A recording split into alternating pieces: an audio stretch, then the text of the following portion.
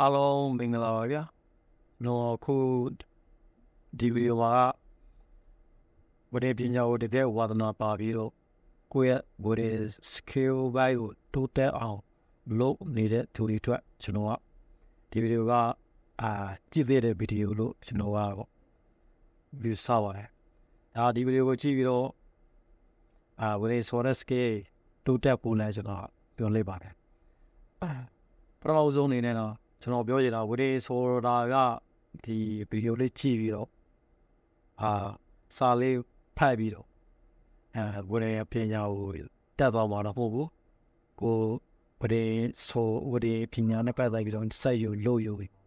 ဒီနေ့တန်ဖြစ်စေဒီနေ့တန်ဖြစ်စေကိုတက်ကိုချသွားသိပြီးတော့သွားသိမှအဲ့လိုမှဆင်ပြေမှာငွေတော့ဒါသိကြရပဲရှိတယ်တကယ်တက်ဖို့ကြတော့ကိုတဲ့လုံးမရပါနဲ့ဒါကိုပုံပုံပူတီတာပေါ့နော်ကိုချိုးတငယ်ချင်းတွေကျွန်တော်ချိုးတငယ်ချင်းတွေတွေ့ဘူးတယ်ဒါဝေဒီဆက်တွေဝယ်ထားတယ်ဝါသနာပါတဲ့အတွက်ကြောင့်ဒါပေမဲ့တင်ပေးမဲ့သူနဲ့တင်ပေးတဲ့နေရာတွေသွားဖို့သိစင်မဖြစ်ဘူးဒါအဲ့ဒီလူတွေအတွက်ဆိုရင်တော့ဒီဗီဒီယိုကပို့ပြီးတော့တက်တော့တယ်ကိုကျွန်တော်ပြပေးမဲ့ဗီဒီယိုထဲမှာဝေဒီမျိုးပေါင်းများစွာရှိတဲ့နဲ့MNA တဲ့ MNG ကိုအဲ့ဒီနှစ်မျိုးကိုကျွန်တော်ကဖော်ပြပေးသွားမှာပါဒီသူက position လဲသူကနှစ်မျိုးတည်းဆော်ပြထားတာပါ position က fret position ကို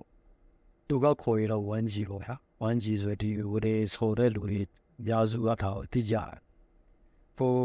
နောက်တစ်မျိုးကတော့ vertical position ကိုဒီသူကခေါ်ရ 3G ကိုဒါဒီလိုဆိုတဲ့အနည်းလေးတွေကိုကျွန်တော်နဲ့တူကြည့်လိုက်ရအောင်